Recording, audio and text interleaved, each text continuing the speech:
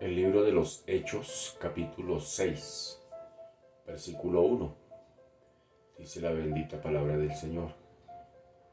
En aquellos días, como creciera el número de los discípulos, hubo murmuración de los griegos contra los hebreos, de que las viudas de aquellos eran desatendidas en la distribución diaria. Entonces los 12 convocaron a la multitud de los discípulos y dijeron: no es justo que nosotros dejemos la palabra de Dios para servir a las mesas. Buscad pues, hermanos, de entre vosotros a 7 varones de buen testimonio, llenos del Espíritu Santo y de sabiduría, a quienes encarguemos de este trabajo. Y nosotros persistiremos en la oración y en el ministerio de la palabra. Agradó la propuesta a toda la multitud y eligieron a Esteban, varón lleno de fe y del Espíritu Santo, a Felipe, a Prócoro, a Nicanor, a Timón, a Parmenas y a Nicolás, prosélito de Antioquía, a los cuales presentaron ante los apóstoles, quienes orando les impusieron las manos, y crecía la palabra del Señor, y el número de los discípulos se multiplicaba grandemente en Jerusalén. También muchos de los sacerdotes obedecían a la fe.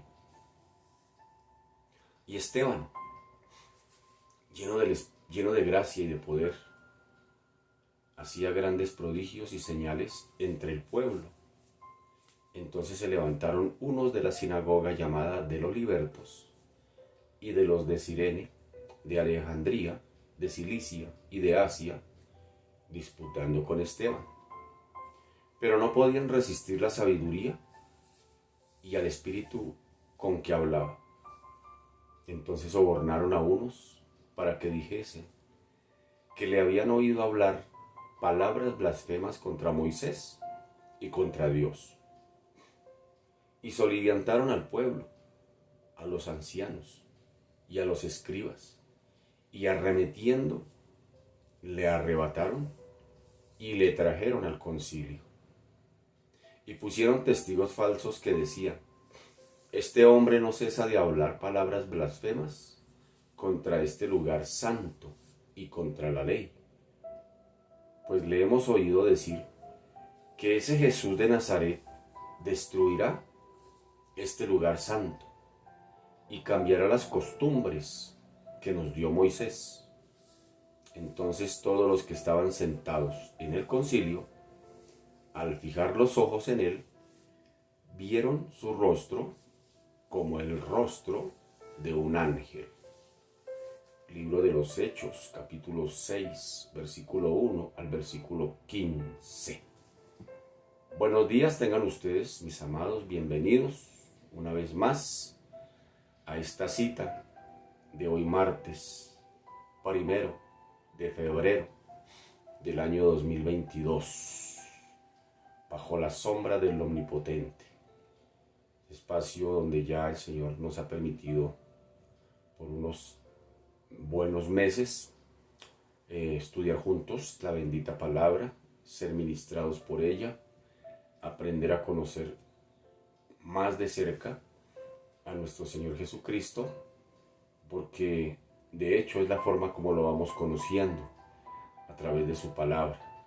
Y por medio de la palabra se aumenta la fe, se sostiene la fe, se alimenta la fe, y es la que nos hace cada día buscar al que no vemos, seguir al que no sentimos,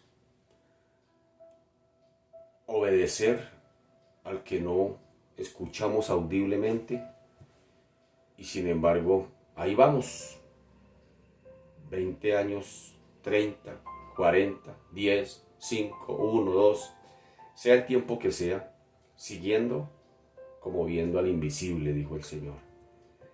Pero aquí vamos en esta tarea de seguirle, de buscarle, de escucharle en el Espíritu por medio de la palabra. Bien, pues estamos en el capítulo 6, viendo algunos acontecimientos que se nos presentan. Y a partir del versículo 2, pues prácticamente se nos presenta toda la labor apostólica que comienza aquí. Y ya comienza pues a tener varios problemas entre esa comunidad de más de 10.000 miembros que está surgiendo en Jerusalén. Dice en el versículo 2, entonces los 12 convocaron, bueno, leamos el versículo 1 de nuevo, cuál era la causa, la razón por la cual estaban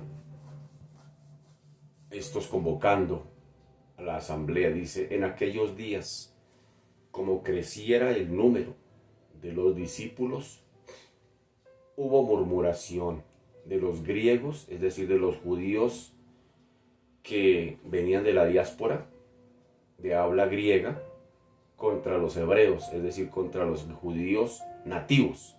Todos estos son cristianos. Todos son cristianos, tanto estos griegos como estos hebreos. Dice, en aquellos días como creciera el número de los discípulos. ¿Sí nota? Entonces, tanto griegos como hebreos, ya recuerden, los griegos son todos esos judíos que venían de la diáspora. Y los hebreos son los judíos que nunca salieron, que se quedaron ahí. Pero estos dos grupos de judíos se están convirtiendo al evangelio. Ahora hubo un problema. Dice que como creciera el número de los discípulos, entonces hubo murmuración de los griegos contra los hebreos, de que las viudas de aquellos, es decir, de los griegos, eran desatendidas en la distribución diaria. Al parecer, había comedores comunitarios, posiblemente. Había, no solamente, recuerde que dice por allá, unos capítulos atrás, que ellos participaban en la comunión, en el partimiento del pan, en el templo y por las casas. Entonces, muy posiblemente era una tarea, una función que había en la iglesia de tener, digámoslo así, comedores comunitarios para atender a las personas pues en mayor necesidad. Y los griegos se están quejando de que las viudas de ellos, es decir, porque se atendía especialmente a estas mujeres, las viudas, y se están quejando de que sus viudas están siendo desatendidas por los discípulos judíos netamente. Es decir, se están quejando de clasismo, se están quejando de que a estos de preferencias o de acepciones de personas es lo que se están quejando allí, muy posiblemente porque pues, los discípulos ya no dan basto. Imagínense, son más de 10.000 personas para atender. Entonces, pues ahí es de donde viene el versículo 2 que nos dice de la siguiente manera. Entonces, los 12 convocaron a la multitud de los discípulos y dijeron, no es justo que nosotros dejemos la palabra de Dios para servir a las mesas. Buscad pues, hermanos, de entre vosotros a 7 varones de buen testimonio, llenos del Espíritu Santo y de sabiduría, a quienes encarguemos de este trabajo, y nosotros, dicen los discípulos, los 12, y nosotros persistiremos en la oración y en el ministerio de la palabra. Recuerde que la palabra ministerio significa también diaconía, o servicio, o servir. Así que aquí vemos que los 12, como cuerpo apostólico, pues ellos continuaban su ministerio en Jerusalén. Es decir, hasta donde el Espíritu Santo indicara la hora de iniciar una nueva etapa. Recuerde que aquí el Espíritu Santo es quien está dirigiendo la labor de los 12. El Señor les había dicho, no se muevan de Jerusalén hasta que venga el Espíritu Santo. Y una vez venga el Espíritu Santo van a recibir ese poder, esa capacidad, esa capacitación, ese discernimiento, esa propiedad para poder testificar. Y comenzarán por Jerusalén. Entonces ellos tienen que estar muy sensibles hasta cuando el Espíritu Santo les permitirá que se predique en Jerusalén, para luego comenzar una segunda etapa que sería Judea una tercera etapa que sería Samaria y una cuarta etapa que sería extender el Evangelio hasta lo último de la tierra. Al parecer, ya Jerusalén prácticamente estaba siendo permeada por la palabra, es decir, ellos no habían dejado no podrían dejar de seguir predicando la palabra de Dios para estar entregados a tareas solamente administrativas, sino deberían ocuparse en el ministerio de la predicación de la palabra y la oración, como ellos mismos dicen, y pues este ministerio pues abarcaba el estudio minucioso del Antiguo Testamento. Ellos deberían estar estudiando, estar documentando, leyendo, para poder testificar ahora de lo que está sucediendo. Entonces, pues no era una tarea que se podría hacer de una manera intempestiva, de una manera intermitente. Debía de dedicarse sí o sí al estudio de la palabra, tenían que entregarse a eso, es decir, tener un estudio minucioso del Antiguo Testamento con el fin de comprender mejor la relación del Antiguo Testamento con lo que está sucediendo ahora en este tiempo del Espíritu Santo. Entonces, ellos tenían que también estar allí, pues muy a la expectativa, muy sensibles, muy dispuestos a la espera de que el Señor hablara también les hablara a ellos, porque podrían recibir mensajes del Señor que correspondían a esta nueva dispensación. Es decir, deberían estar sensibles en la oración. ¿Qué dice el Señor? Para ir y decirle al pueblo, ¿qué está diciendo el Señor? ¿Cuáles son los propósitos del Señor? Entonces mire que es importante este ministerio de la predicación de la palabra y de la oración. De hecho, los predicadores deberíamos dedicarnos solamente a eso, solamente al estudio de la palabra y la oración. Ese debería ser el trabajo de los predicadores, ningún otro. Pero desafortunadamente hoy en día, pues hoy toca ir a pagar el recibo de la luz, toca barrer la iglesia, toca hacer miles de cosas.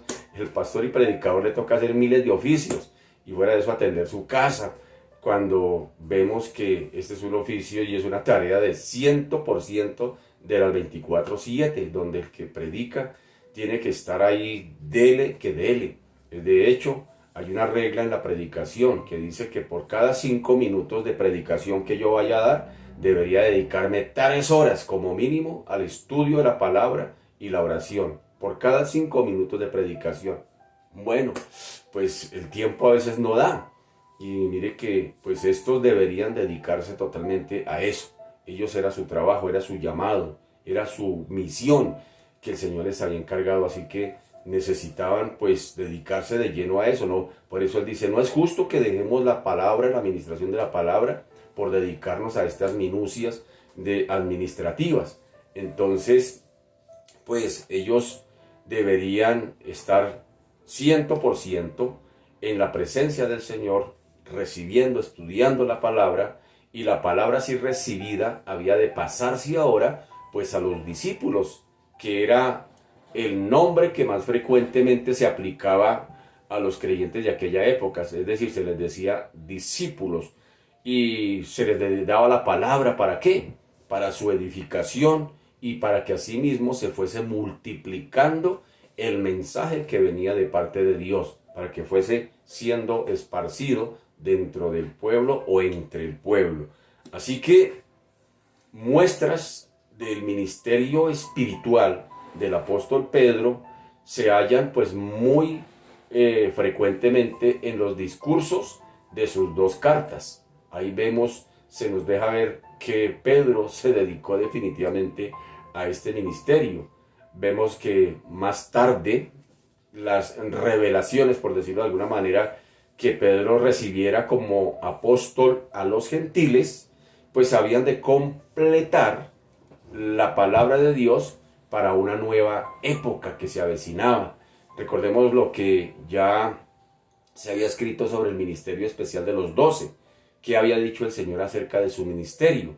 En Hechos capítulo 1, versículo 15, el Señor les había dicho En aquellos días Pedro se levantó en medio de los hermanos, y los reunidos eran como 120 en número, y dijo: varones hermanos, era necesario que se cumpliese la escritura en que el Espíritu Santo habló antes por boca de David acerca de Judas, que fue guía de los que prendieron a Jesús. Y era contado, oiga lo que dice, y era contado con nosotros, y tenía parte en este ministerio. Este pues, con el salario de su iniquidad, adquirió un campo, y cayendo de cabeza se reventó por la mitad, y todas sus entrañas se derramaron, y fue notorio a todos los habitantes de Jerusalén. De tal manera que aquel campo se llama en su propia lengua Acéldama, que quiere decir campo de sangre, porque está escrito, vea lo que dice Pedro, es decir, Pedro le tocaba leer el Antiguo Testamento, porque está escrito en el libro de los Salmos: sea hecha desierta su habitación, y no haya quien more en ella, y tome otro su oficio. ¿Se nota? Tome otro su oficio, hay algo específico.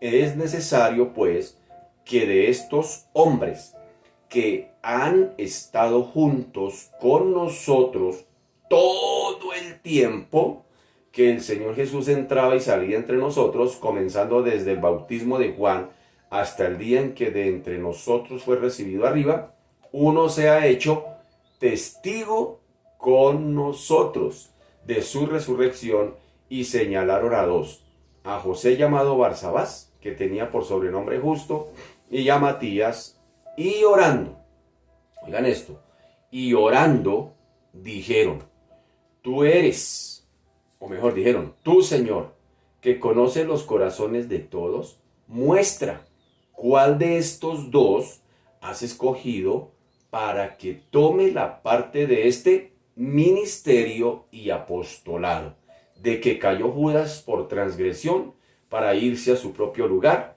y les echaron suertes, y la suerte cayó sobre Matías, y dice: y fue contado con los 11 apóstoles. Entonces aquí se nos está hablando ya propiamente de lo que está escrito acerca del ministerio de estos 12. ¿A qué se deberían dedicar? ¿Cuál era la función? Y los 7, vemos aquí que escogen a 7, y en su misión, en la misión de estos 7, pues vemos aquí en el versículo 3, dice: buscad pues, hermanos, de entre vosotros a 7 varones de buen testimonio, llenos del Espíritu Santo, de sabiduría, a quienes encarguemos de este trabajo. Agradó la propuesta a toda la multitud, y eligieron a Esteban, varón lleno de fe y del Espíritu Santo, a Felipe, a Prócoro, a Nicanor, a Timón y a Parmenas, y a Nicolás, prosélito de Antioquía. Esteban, lleno de gracia y de poder, hacía grandes prodigios y señales entre el pueblo. Así que vemos que la labor inmediata de los 7 hermanos en la fe, que se ha notado ya, es decir, se llaman diaconía, o se les llama al servicio. El versículo 1 dice: en aquellos días, como creciera el número de los discípulos, hubo murmuración de los griegos contra los hebreos, de que las viudas de aquellos eran desatendidas, es decir, no estaban siendo servidas en la distribución diaria. Así que, hablando de este servicio, corresponde al verbo diaconeo, que significa servir. Y en el versículo 2 dice: entonces los 12 convocaron a la multitud de los discípulos y dijeron: no es justo que nosotros dejemos la palabra de Dios para servir a las mesas. ¿Sí nota? Así que ya vimos en los días anteriores que el uso de estos vocables pues va mucho más allá, que es muy extenso, que no es simplemente aquí una norma o una regla de cómo el Señor la dejó estipulada para buscar diáconos en la iglesia. No tiene nada que ver con eso, va mucho más allá, aunque sí se necesita que quien vaya a ejercer cualquier trabajo en la obra de Dios pues sea lleno del Espíritu Santo, sea lleno de fe. Sin embargo, no es el sentido del texto aquí lo que está queriendo decir. De hecho, ya lo explicamos, si ya vemos que el uso va mucho más de este vocablo, va mucho más extenso, aplicándose también al ministerio de la palabra de los apóstoles o por los apóstoles, porque recordemos, diaconía, diaconado, ministerio, significa eso, ministrar, significa servir. Y estos están ministrando la palabra de Dios, así que están cambiando, o mejor, están enfocando el oficio, la labor, el ministerio, en lo que, para lo cual habían sido llamados. Ahora, también se habla, o mejor, en el versículo 4, también se está hablando ya de el ministerio que esto desarrollaría. Como bien lo expliqué, dice, nosotros persistiremos en la oración y en el ministerio de la palabra. Así que aquí se aplica el término diaconía también a variados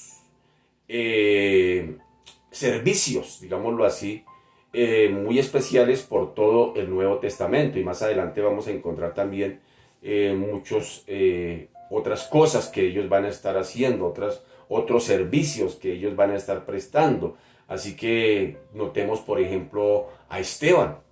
Esteban, pues lejos de limitarse a trabajos exclusivos de administrativos, digámoslo así, pues también se entregó a una labor que incluía, como bien dice el texto, prodigios y señales entre el pueblo. Así que estaba la palabra, o la palabra misma nos dice que está ejerciendo un ministerio, predicando la palabra, con poder, con gran acierto. ¿Y dónde lo estaba haciendo? Pues en las sinagogas helenistas. Es decir, notemos que no solamente se quedó sirviendo en las mesas, sino que vemos a Esteban ahora en otra función. Así que el ministerio no solamente se abarcaba o se limitaba a unas minucias administrativas. Estos fueron llamados con una función administrativa, pero mire que el ministerio se fue volviendo, o mejor, se fue ampliando. Y dice el texto que este servía y que iba acompañada su labor con prodigios, con señales entre el pueblo, y que predicaba en las sinagogas de los judíos que se habían convertido, pero que no eran nativos, sino que pertenecían a la diáspora, es decir, los judíos que se conocen como los helenistas. Versículo 8 dice, y Esteban, oigan esto, Esteban, lleno de gracia y de poder, hacía grandes prodigios y señales entre el pueblo. Entonces se levantaron unos de la sinagoga, llamada de los libertos, y de los de Cirene, de Alejandría, de Cilicia y de Asia, disputando con Esteban. Pero no podían, oigan esto, pero no podían resistir a la sabiduría y al espíritu con que hablaba. Si nota, este había sido llamado aparentemente a una minucia menor, a servir en las mesas, pero mire dónde va su ministerio. Entonces mire que yo soy uno de los que siempre digo que en los procesos que nos lleva el Señor son eso, son procesos. Es decir, no toda la vida nos quedaremos haciendo lo que estamos haciendo hasta ahora. Así que no se conforme con lo que usted está haciendo hasta ahora en el Señor, porque el Señor tiene mucho más para dar, y el Señor va a sacar mucho más de cada uno de nosotros para dar. Es decir, el tránsito por donde vamos es apenas un paso. Y esto me recuerda a mí cuando comencé en las cosas del Señor, en aquel templo donde yo asistía. Me acuerdo tanto que allá, pues las personas que se llaman habitantes de calle, pues los sábados en la noche dejaban sus excrementos, digámoslo así, a todo alrededor de la iglesia, y eso al otro día amanecía eso vuelto nada, los domingos. Y recuerdo que yo madrugaba a hacer esa tarea de limpiar todo eso, y yo una vez parado ahí le decía, Señor, si aquí he de dar fruto, aquí quiero estar. Pero mire que no, el Señor siempre quiere llevarnos a niveles mayores, es decir, simplemente son procesos que se tienen que pasar, se deben pasar, y es bueno pasarlos, porque esto nos va llevando y nos va potenciando a desarrollar el don que Dios ha puesto en cada uno de nosotros. Todos cristianos, una vez que se hace cristiano, toda persona, una vez que llega al Evangelio, recibe como mínimo un don. Y el don es precisamente para eso. Y el don hay que potenciarlo. El don hay que desarrollarlo. Entonces, ¿cómo sé que tengo mi don? ¿O a qué me llamó el Señor? Pues bueno, esto va desde lo simple, digámoslo así, de lo simple a lo complejo. Es decir, se empieza con minucias, digámoslo así, menores, al punto de que se va potenciando y se va sacando lo que el Señor lo ha llamado a hacer. Entonces mire que aquí vemos un ejemplo claro en Esteban, que Esteban había sido llamado a las mesas, pero aquí ya está en otra actitud, está en otra labor. Dice que estaba lleno de gracia y de poder y hacía grandes prodigios entre el pueblo y que pues se predicaba en las sinagogas, y esto empezó a causar desafortunadamente para él problemas. Es decir, había disputas, dice, disputando con Esteban, pero no podían resistir la sabiduría y al espíritu con que hablaba. ¿Sí nota? Así que cuando la persecución había dispersado, dígame bien, a la comunidad, pues también en otro momento hallamos ahora a Felipe, otro de los que estaban allí en pleno ejercicio también de su don en el evangelio o como evangelista en Samaria.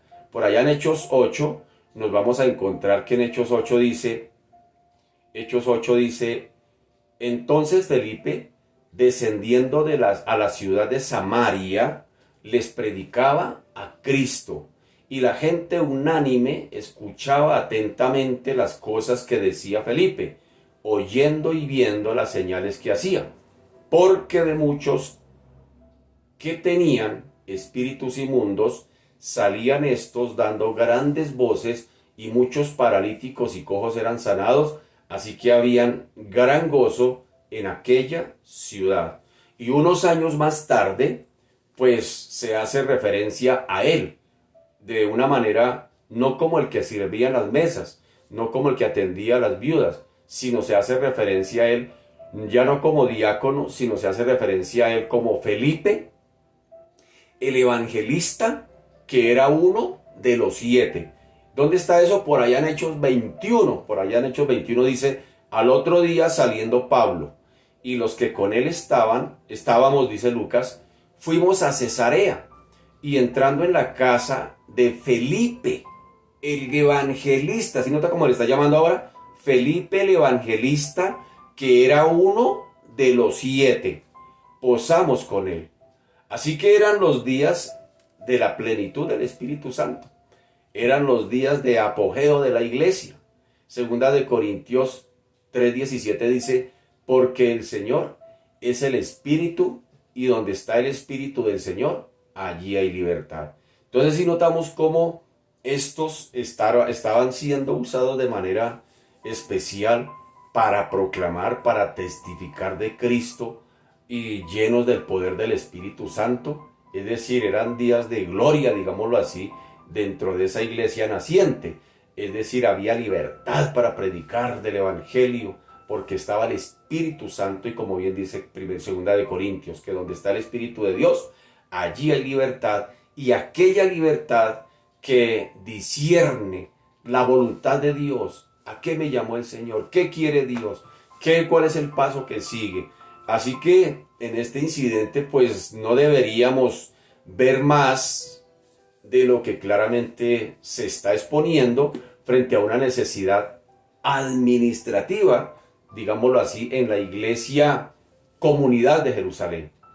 7 destacados hermanos fueron nombrados para proveer la oportunidad de solucionar problemas que estaban siendo evidentes dentro de la iglesia, que después, más adelante, estos 7 quedan en libertad, digámoslo así, para llevar a cabo los trabajos que el Señor les señalara, conforme al don que cada uno había recibido para esa labor. Entonces, miremos cuáles eran esas cualidades que deberían tener y desarrollar estos 7. Dice en versículo 3, buscad pues, hermanos, de entre vosotros a 7 varones de buen testimonio, llenos del Espíritu Santo y de sabiduría, a quienes encarguemos de este trabajo. Entonces la obra de los 7 había de ser una obra administrativa en su comienzo, pero no obstante habría de ser varones de buen testimonio, llenos del Espíritu Santo y de sabiduría. Y en el caso de Esteban, se nota también que era un hombre varón lleno de fe y del Espíritu Santo, dice la Escritura. Así que aprendemos aquí una importante lección, de que no basta solamente las capacidades humanas, digámoslo así, en ningún aspecto de la obra del Señor. Así que de esto ya está prácticamente evidenciado que nuestras capacidades humanas, naturales, pues no son solamente, no basta con tenerlas, sino que para hacer toda obra material, espiritual, dentro de la obra del Señor, pues ha de llevarse un acontecimiento o de tenerse un requisito, y es sencillamente es ser lleno del Espíritu Santo. Es decir, que toda obra material ha de transmutarse en un servicio espiritual, llevándose en efecto por el poder del Espíritu Santo. Así que hay muchos que tienen capacidades. Una cosa es el talento y otra cosa es el don. Y hay que hacer la diferencia. Las personas, muchos, tienen talentos. Nacen con un talento. Por lo general el talento es nato. Es decir, se nace con esa capacidad. Entonces, pero esa capacidad, ese talento, con ese talento, no solamente con el talento nato con el que se nace, se puede o es suficiente para servir al Señor. Se necesita que ese talento pase por el filtro del don, es decir, se convierta en don. Digamos, una persona música, alguien que toca música, tiene el don, el talento, perdón, nato con el que nació, pero para servir al Señor debe ir lleno del Espíritu Santo. No solamente basta con tener la capacidad. En el caso mío yo era bailarín, pero yo no podría llegar a pararme allá en una tarima a bailar como bailaba en el mundo. Me puedo meter al ministerio de danza si quiero. Es decir, tengo que filtrarlo de una manera que el Espíritu Santo ahora sea ejerciendo a través de ese talento, convertido ahora en don. Sin embargo, ahora hay cosas con las que no nacimos, que son los dones que da el Espíritu Santo, y esos dones, como dije hace un momento, se dan en el momento en que llegamos a Cristo. Es decir, en Cristo se empiezan a desarrollar capacidades que uno ni se las imaginaba, ni pasaban por la mente.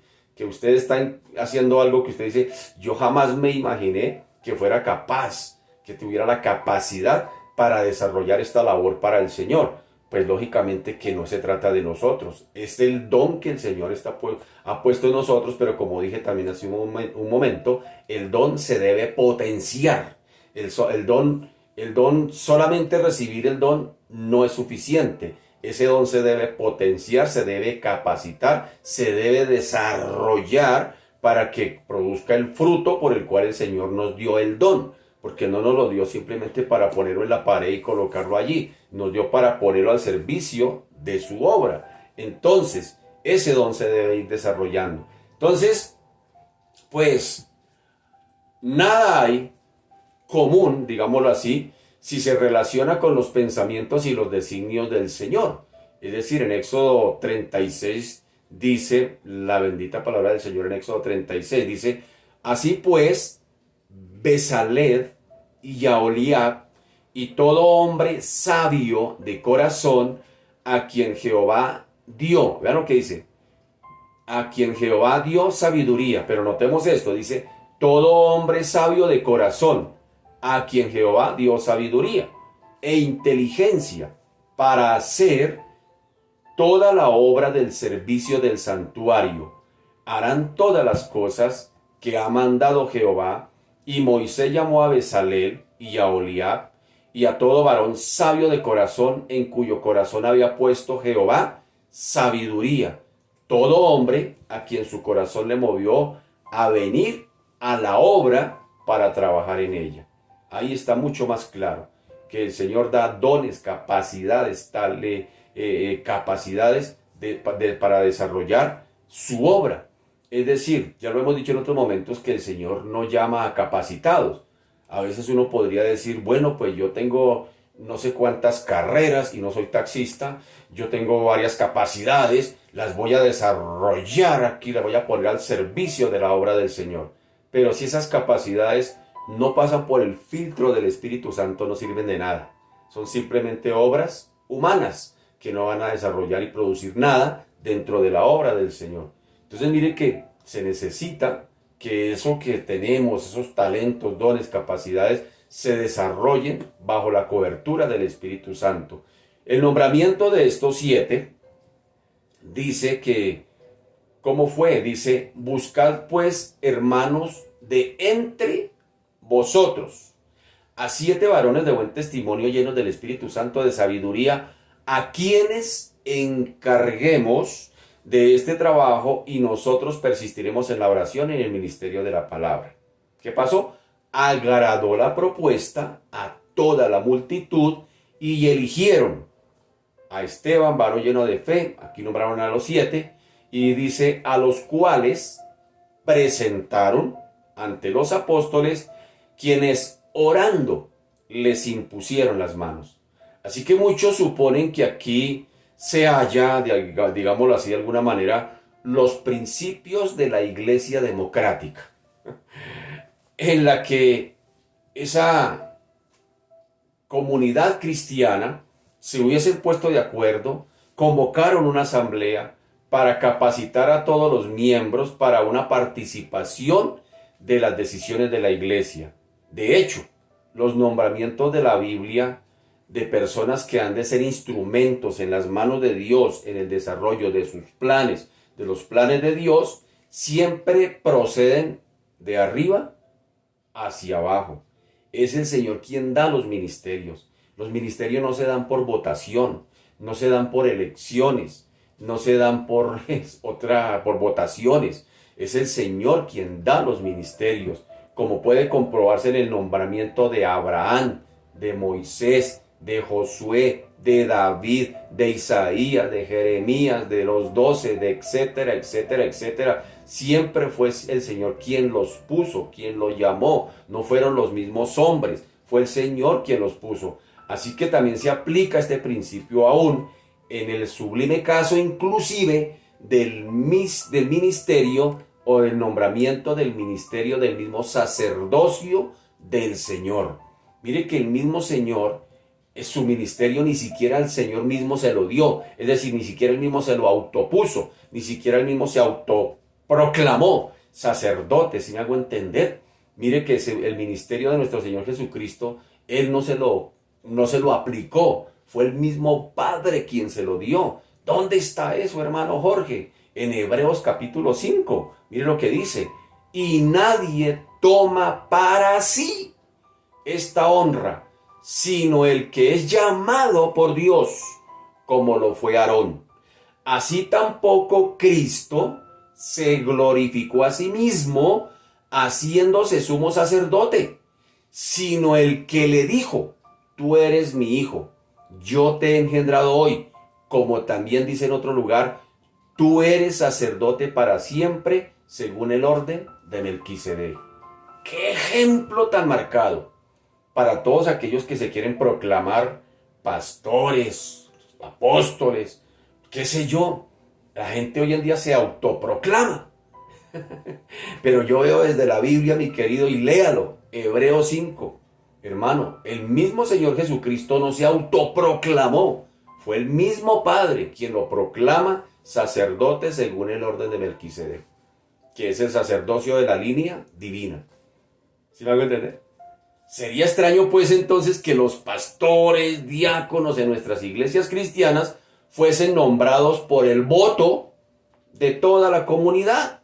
Es un procedimiento que concede igual valor. Es decir, cuando se hace por votación, pues es una decisión abierta en una comunidad si fuera por votación, porque valdría igual la opinión de aquel inconverso que no sabe nada ni de las escrituras, que simplemente es simpatizante, como también de aquel que es convertido, creyente, nacido de nuevo, letrado en las Escrituras. ¿Sí me hago entender? Cuando se hace una decisión en la decisión de colocar a alguien dentro de nuestras comunidades, cuando se lleva a cabo por votación, pues hay que tener cuidado con eso, porque cualquiera puede opinar. Entonces cualquiera puede decir, sí, a mí me gusta aquel porque él es un buen administrador, pero hermano, pero no sabe nada del Señor, no ha tenido un encuentro personal con el Señor. Por supuesto que hay buenos administradores, buenos ingenieros, buenos arquitectos, y se necesita que entre nuestras comunidades los haya. Pero hermano, tienen que ser llenos del Espíritu Santo, tienen que haber nacido de nuevo. Entonces, a veces desafortunadamente dentro de muchas comunidades inclusive miramos más, pesa más el oficio, la labor, la profesión de aquel que inclusive no nos interesa si el hombre ora, si ya nació de nuevo, si lo importante es que diezme, que ofrende, y como entran buenos diezmos, como es una persona profesional que trae buen dinero, pues lo importante es eso, ¿no? Entonces ya en el camino se convertirá. Ojo con eso. Ojo con eso, aquí vemos un ejemplo marcado que ni siquiera el mismo Señor se autoproclamó. El mismo Señor no se autoproclamó sumo sacerdote. Así que, de hecho, no haya excepción, inclusive de la misma regla aquí en este evento, pues son los apóstoles del Señor. Son ellos que han de poner a los 7 sobre el ministerio. Es decir, son ellos a quienes aprobarían e identificarían, se identificarían mejor con ellos al imponer las manos. Es decir, dice, buscad pues hermanos de entre vosotros a 7 varones de buen testimonio llenos del Espíritu Santo y de sabiduría, a quienes encarguemos de este trabajo, a los cuales presentaron ante los apóstoles, quienes orando les impusieron las manos. Las instrucciones aquí de buscar pues entre vosotros 7 varones de buen testimonio se dieron ante la multitud. Pero toda analogía bíblica, digámoslo así, sugiere que estos 7 se escogieron. ¿Sí me hago entender? Se escogieron, que viene de la palabra griega eklegomai, que significa precisamente escoger. Y los 7 fueron escogidos por varones capacitados para discernir los dones con la aprobación de la iglesia. ¿Sí me estoy haciendo entender?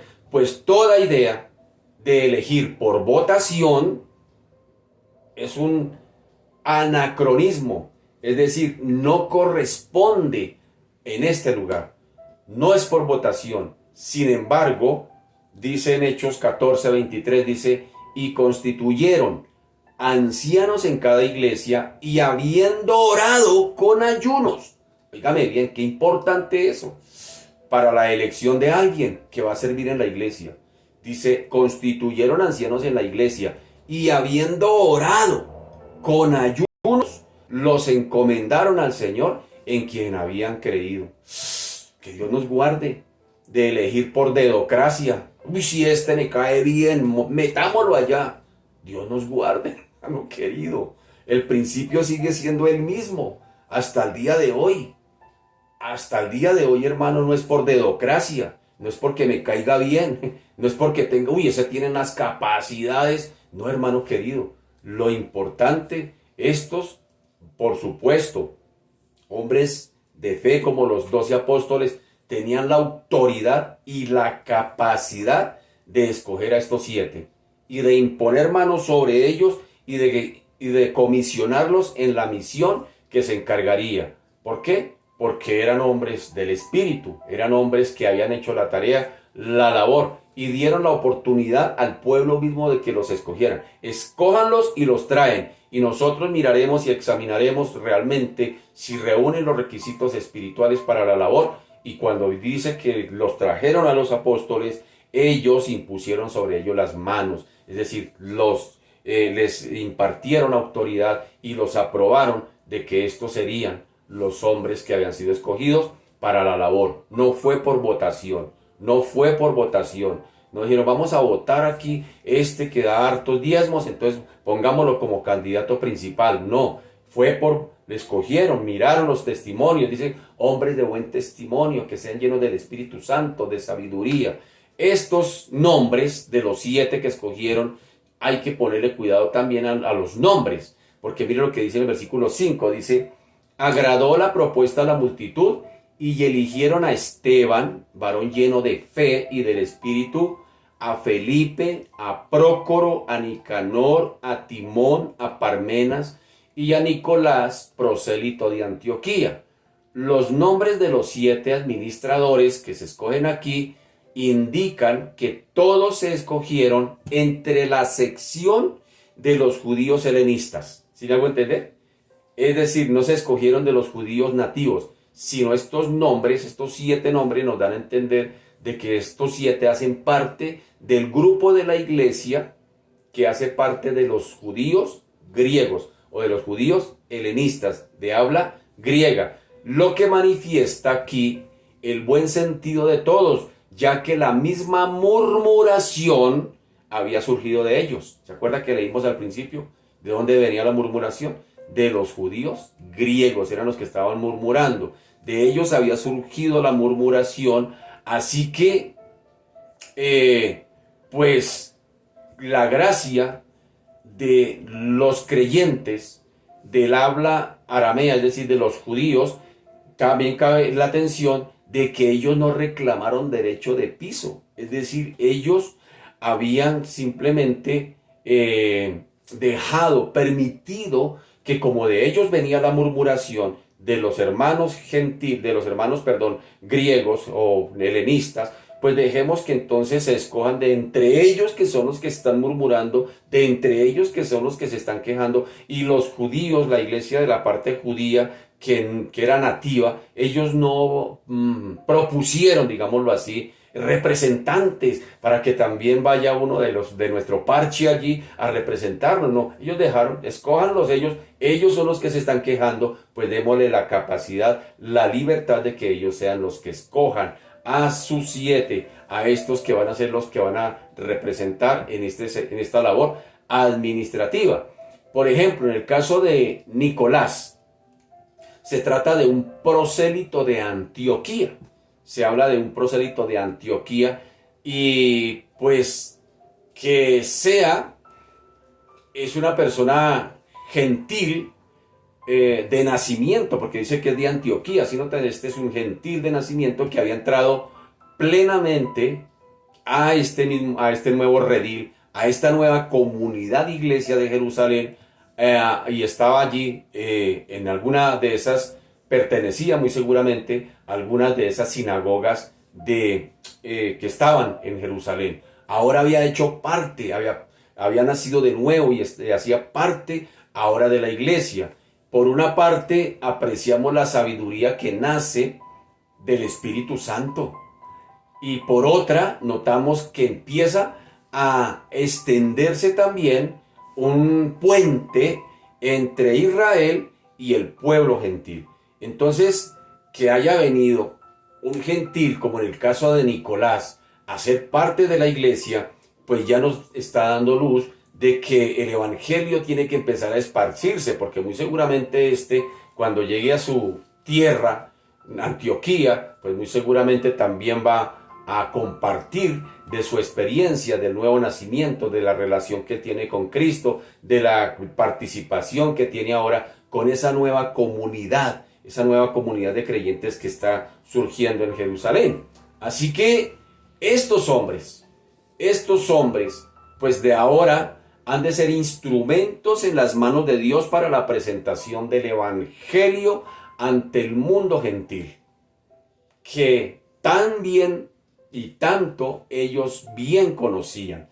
Es decir, el Señor lo hizo. También, si bien nota el Señor cómo interviene aún en esos asuntos que parecen minucias menores, pero mire que el Señor también está ahí. El Señor está permitiendo todo esto, que sean esos 7 hombres que pertenezcan prácticamente a la comunidad helenista, que no sean propiamente judíos nativos de Jerusalén, sino que vienen de afuera, ¿Por qué? Porque ellos conocen muy bien las partes externas de Jerusalén, es decir, las regiones de sus alrededores, y ellos muy seguramente van a ser usados más adelante, como vemos el caso de Felipe, como vemos el caso más adelante también del mismo Esteban que está predicando, como vemos el caso de más adelante prosélito de Antioquía llamado Nicolás, que va a llevar también el evangelio a esta tierra. Es decir, ya se está empezando a abrir el panorama para que cuando más adelante aparezca el apóstol Pablo, recordemos que cuando el apóstol Pablo empieza sus viajes misioneros, ya encuentra sinagogas. Cuando Pablo empieza a predicar por Asia Menor, a los lugares donde va llegando, dice, y se iba a la sinagoga. ¿De dónde salió la sinagoga? Es la pregunta, si todavía aparentemente el evangelio no había sido predicado. Pues no es gratis. Esto ya venía de acá. Ya estos habían ido a hacer alguna tarea. Ya habían ido a sembrar la semillita del evangelio. Cuando llega el apóstol Pablo, lo que hace el apóstol Pablo es explicar el mensaje del Redentor. Recordemos ese evento que hemos dicho que el tema de la Biblia no es otra cosa más que el plan de redención de parte de Dios para los seres humanos, y que todo el Antiguo Testamento, lo hemos hablado, es la preparación para la venida del Redentor, y que ya los evangelios nos presentan la manifestación del Redentor, y el libro de los Hechos nos está mostrando la proclamación del mensaje del Redentor. Y las cartas paulinas, el apóstol Pablo lo que hace es explicar el mensaje del Redentor. ¿Sí nota? ¿Sí nota cómo es que va funcionando? Entonces, el libro de los Hechos nos presenta eso. Solamente que se está proclamando el mensaje. Pablo va a llegar más adelante a explicar qué quiere decir en detalle, qué fue lo que ellos recibieron, qué es el regalo que ellos tienen, y empieza a explicar ese mensaje. Entonces mire que cuando Pablo va llegando en sus viajes misioneros, vemos que ya hay sinagogas donde se ha proclamado la palabra del Señor. Ya hay algo allí, ya hay una semilla sembrada allí. ¿Y quiénes están haciendo esta tarea? Una vez más, muy seguramente todos estos que el Señor ha escogido, que han sido hombres que conocen esas regiones, y que el Señor muy seguramente los va a usar más adelante para que vayan y solamente siembren la semilla del evangelio a esos lugares. Así que en las manos de Dios, el Señor, estos hombres serían usados para eso, para la presentación del evangelio ante este mundo gentil que ellos muy bien ya conocen, a pesar de ser ellos mismos, como dije hace un momento, judíos de la diáspora, judíos de habla griega, en el sentido racial o religioso, pues eran judíos. Sin embargo, tenían un elemento a favor, que era que ya conocían esas tierras, y fuera de eso hablaban griego. Así que, resumiendo esta primera etapa de ser testigos en Jerusalén, como dice el versículo 7, miremos, dice, y crecía la palabra del Señor, y el número de los discípulos se multiplicaba grandemente en Jerusalén. También muchos de los sacerdotes obedecían a la fe. Así que de vez en cuando Lucas, óigame bien, Lucas, quien escribe el libro de los Hechos, de vez en cuando nos hace un alto o un paréntesis dentro de su narración para resumir el progreso del evangelio. Y miremos así algunos rasgos donde Lucas hace algunos paréntesis para dar a conocer la progresión del evangelio que está surgiendo a lo largo de su escrito, es decir, de lo que él mismo ve, de lo que él mismo testifica. Y dice por allá, en este caso en el capítulo 6, versículo 7, dice, crecía la palabra del Señor, y el número de los discípulos se multiplicaba grandemente en Jerusalén. También muchos de los sacerdotes obedecían a la fe. Lucas, en el capítulo 9, nos hace otro paréntesis para explicarnos la progresión del evangelio, y nos dice en el capítulo 9, dice, entonces las iglesias tenían ya no habla de una iglesia, ya no es la iglesia de Jerusalén, ahora dice, en el capítulo 9 ya dice, habla de iglesias. Entonces las iglesias tenían paz por toda Judea, si aquí ya no están en Jerusalén, por toda Judea, Galilea y Samaria, y eran edificadas andando en el temor del Señor, y se acrecentaban fortalecidas por el Espíritu Santo. Lucas se detiene por allá en el capítulo 12 también y nos da otra parte del crecimiento de la iglesia. Dice, pero la palabra del Señor crecía y se multiplicaba. Y en Hechos 16 nos hace otro paréntesis y nos dice, así que las iglesias eran confirmadas en la fe y aumentaban en número cada día. Uy, qué impresionante eso. Hechos 19 dice, así crecía y prevalecía poderosamente la palabra del Señor. Y en el último capítulo de Hechos, capítulo 28, Lucas nos dice, predicando el reino de Dios y enseñando acerca del Señor Jesucristo abiertamente y sin impedimento. Y ahora que estamos en el capítulo 28 hablando de este detalle, le voy a dejar algo para ponerlo a pensar. El libro de los Hechos no tiene prólogo, no termina. El libro de los Hechos simplemente no tiene fin. Usted va a encontrar que en el libro de los Hechos no tiene conclusión. Dice, pero este libro no terminó, ¿en qué paró? Hermanos queridos, pues voy a hablar un poquito así como espiritualmente, pero ¿sabe por qué no tiene fin? Porque mire lo que dice el mismo Lucas. En el capítulo 28, versículo 31 dice, predicando el reino de Dios y enseñando y ese predicando es un presente gerundio en el griego que significa un verbo presente continuo. ¿Sí me hago entender? Entonces dice, predicando el reino de Dios y enseñando acerca del Señor Jesucristo abiertamente y sin impedimento. ¿Quién concluirá la tarea? ¿A quién le corresponde terminar el libro de los Hechos? A usted y a mí, que somos la iglesia. El trabajo quedó abierto. ¿Para qué? Para que la iglesia la continúe y hasta hoy 2022 nosotros continuamos esa tarea. Somos nosotros. Cierro el paréntesis y esperemos cuando lleguemos allá explicamos todo eso bien bonito. Así que el éxito de la labor apostólica durante la primera etapa se expresa por tres frases.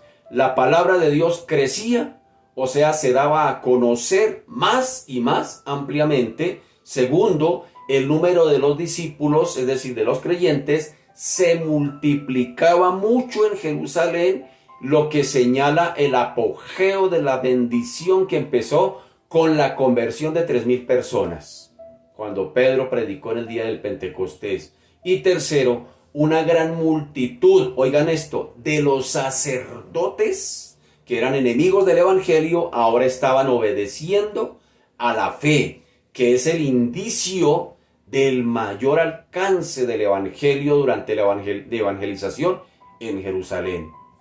Pues es de suponer que sería más difícil, oigan esto, más difícil la predicación y la proclamación del evangelio y mucho menos en Jerusalén, y mucho menos que llegase inclusive a la casta sacerdotal. Esto nos deja ver el impacto tan tremendo que está causando el evangelio. Con todo, hemos de distinguir netamente entre los sacerdotes en general también.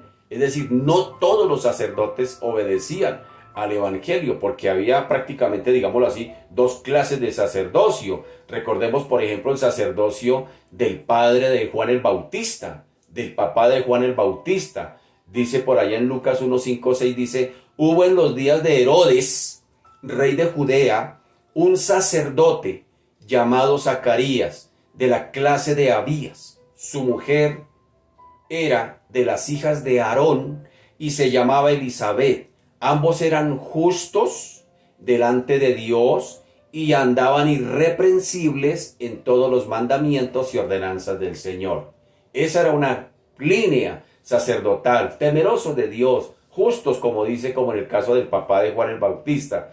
Pero también había otro grupo, y era la orgullosa casta sumo sacerdotal, tan apegada a sus intereses materiales, financieros, que formaba una oligarquía tiránica totalmente opuesta al Evangelio. Y tocaban a su fin, pues, los hermosos días allí del amplio testimonio en Jerusalén, apoyado por las muchas señales realizadas en el nombre del Señor. ¿Quiénes las hacían? Los discípulos. Y seguramente muchos discípulos habían de añorar después de tan bonita época que fue cortada por la primera persecución general en la capital. Sin embargo, esa etapa de iglesia, comunidad, porque tenían todas las cosas en común, cuyo testimonio se restringía prácticamente a Jerusalén, no podía ni debía prolongarse indefinidamente, es decir, no podían quedarse toda la vida allí, ellos no se podrían quedar toda la vida en Jerusalén, la orden era que tenían que salir de allí. La ciudad rebelde había recibido por la maravillosa gracia de Dios otra oportunidad de rendirse al Señor, por eso la proclamación primitiva era en Jerusalén. Era una segunda oportunidad para que esta nación que había matado a su Mesías se arrepintiera, se volvieran a Cristo, se convirtieran de ese pecado y se volvieran al Señor. Y allí el Señor permite que se predique primeramente en ese lugar, en Jerusalén, para darles una oportunidad. Y al mismo tiempo se había sacado, óigame bien, se había sacado, llamémoslo así futbolísticamente, de la cantera las primeras piedras vivas que conformarían la iglesia. ¡Qué bonito! Donde mataron al Mesías, allí nace la iglesia, en Jerusalén. ¿Sí nota? Donde odiaron tanto a su Mesías, de allí nace esa primera comunidad, una vez más, de piedras vivas que están formando la iglesia del Señor. Así que, pues, como bien hemos hablado, los guías del pueblo, los sacerdotes, los líderes, habían endurecido su corazón, siendo rebeldes aún contra la misma luz que les estaba alumbrando, que vino del cielo por medio de nuestro Señor Jesucristo, ahora de estos siervos que están predicando el Evangelio. Sin embargo, muchos de ellos se volvieron enemigos acérrimos de estos discípulos y prácticamente con todo esto habían sellado su condenación, iniciando el periodo del juicio. Aquellos que definitivamente cerraron su corazón a lo que se estaba proclamando, a esa segunda oportunidad que el Señor les había dado, pues ahora nada más y nada menos estaban firmando su sentencia, su juicio que había de culminarse con la destrucción de Jerusalén por Tito en el año 70 después de Cristo y más adelante en el año 132 por la supresión de la rebelión de algo que se conoce como Bar Kokhba,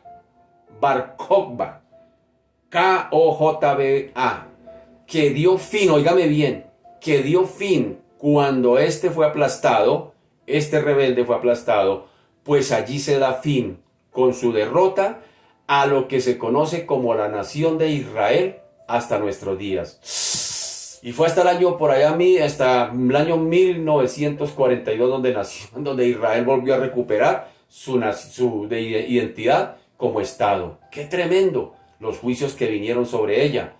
Voy a hacer una pequeña reseña histórica acerca de ese evento, de lo que sucedió. Dice, los líderes judíos planearon cuidadosamente la segunda rebelión, es decir, después del año 70, para evitar los numerosos errores que se habían cometido en la primera. En el año 132, después de Cristo, la rebelión dirigida por Bar Kokhba rápidamente se expandió desde Modín a través de todo el país, derrotando a la 10ª legión romana con base en Jerusalén y destruyendo a la 22ª legión romana que había acudido desde Egipto. La rebelión tomó a Roma por sorpresa. Adriano llamó a su general Sexto Julio Severo de Britania y convocó múltiples legiones hasta el Danubio. El tamaño del ejército romano era mucho mayor que el de Tito 70 años antes. Las pérdidas romanas fueron muy grandes. A los 3 años de que se iniciara la rebelión de Bar Kokhba, las luchas culminaron brutalmente en el verano del año 135 después de Cristo, después de perder Jerusalén. Bar Kokhba y los restos de su ejército se retiraron a la fortaleza de Betar, que fue sitiada y tomada. El Talmud, oigan esto, el Talmud de Jerusalén relata que el número de muertos fue enorme. También relata que durante 17 años no se permitió enterrar los cadáveres de Betar. 17 años, oiga. Según Dion Casio, murieron cerca de 580,000 judíos. Asimismo, 50 ciudades fortificadas y 985 aldeas fueron arrasadas. Adriano intentó destruir de raíz la identidad judía, que había sido la causa de las continuas rebeliones. Prohibió la Torá, el calendario judío, y mandó ejecutar a numerosos rabinos estudiosos y eruditos. Los rollos sagrados fueron quemados en una ceremonia en el monte del templo. Y en la zona del antiguo templo instaló 2 estatuas, una del dios romano Júpiter y otra de él mismo. Administrativamente eliminó la provincia romana de Judea, fusionándola con otras regiones en la provincia de Siria-Palestina, tomando el nombre de los filisteos, antiguos enemigos de los judíos. Palestina significa eso, filisteos. Y fundó la ciudad de Aelia Capitolina en el sitio de Jerusalén, prohibiendo a los judíos, oigan esto, que entraran en ella para humillarlos todavía más. Sobre la puerta principal de la ciudad se colocó la estatua de un cerdo. Si nota los juicios que estos líderes judíos buscaron simplemente por el rechazo a nuestro Señor Jesucristo. Y ya hemos hablado de los juicios de Dios en Apocalipsis.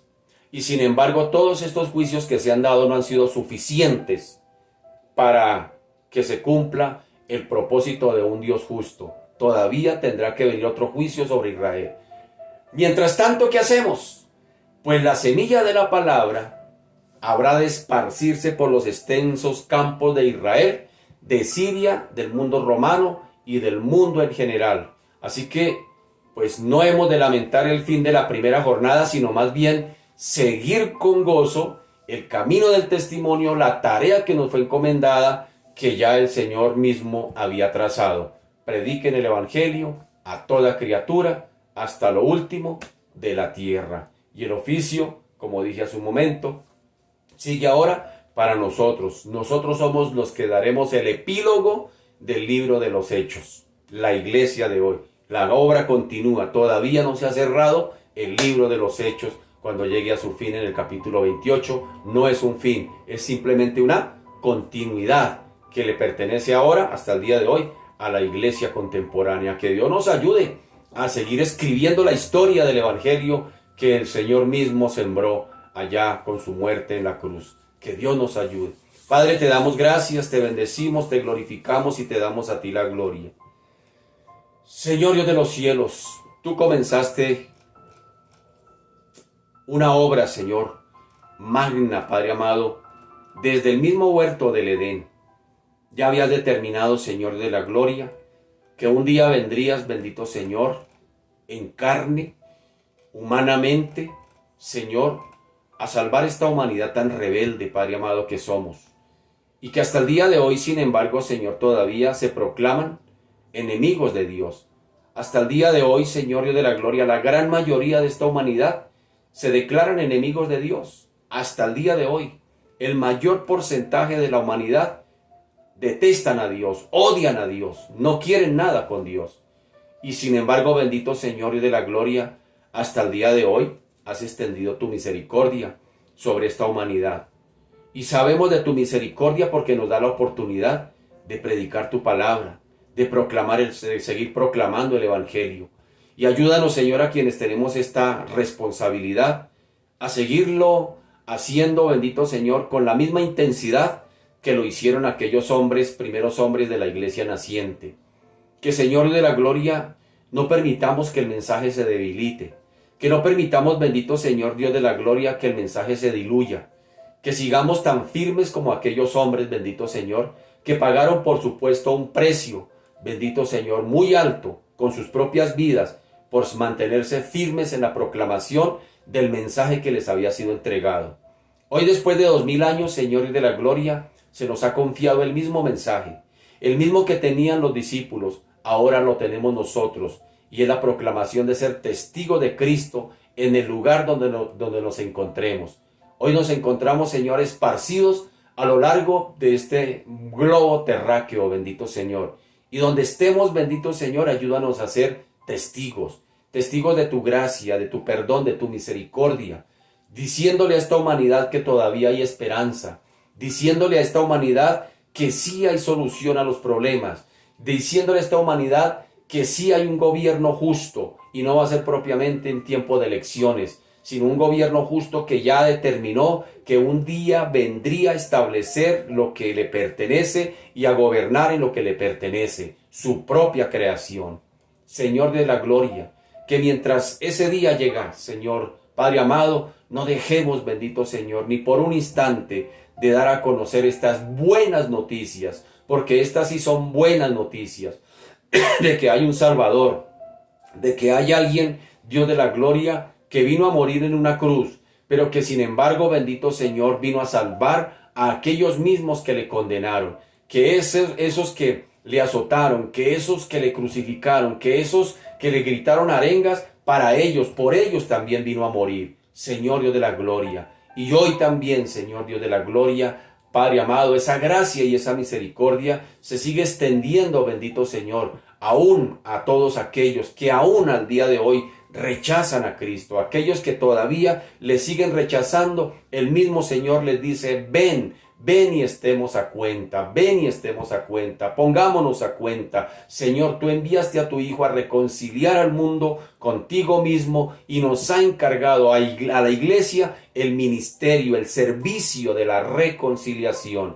Porque Dios está en Cristo reconciliando al mundo consigo mismo, no tomándoles en cuenta a los hombres sus pecados, sino que los hombres sean salvos por Él. Señor Dios de la gloria, hoy hay oportunidad, mi querido amigo que estás escuchando esta palabra. Hoy hay oportunidad para ti. Tú que dices: no, yo soy tan malo que no tengo esperanza de salvación. Sí la hay, sí la hay. Si te arrepientes y reconoces tu condición, te vuelves a Cristo, crees en la obra de Cristo, aceptas la obra de Cristo que fue a morir por ti, por tus pecados, y la recibes y le dices: Señor, yo quiero caminar de ahora en adelante sirviéndote, amándote, haciendo tu voluntad y cumpliendo el propósito por el cual fui diseñado y por el cual tú me creaste. Señor Dios de la gloria, yo te doy gracias, Señor, porque hasta el día de hoy, 1 de febrero, Señor Dios de la gloria, nos has permitido abrir nuestros ojos, y si hay vida, hay oportunidad. Hoy oramos por nuestras familias,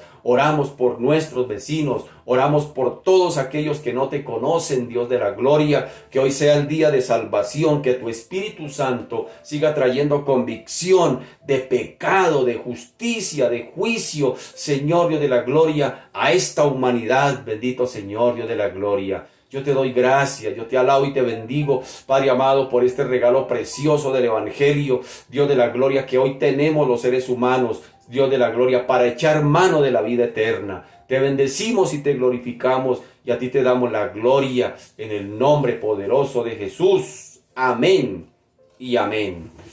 Mis amados, Dios me les bendiga. Muchas gracias por su fina sintonía. Que el Señor me les continúe bendiciendo. Que este mes que hoy comienza de febrero sea un mes lleno de la gracia, la misericordia y el favor del Señor. Un abracito para todos mis amados. Bendiciones. Chao.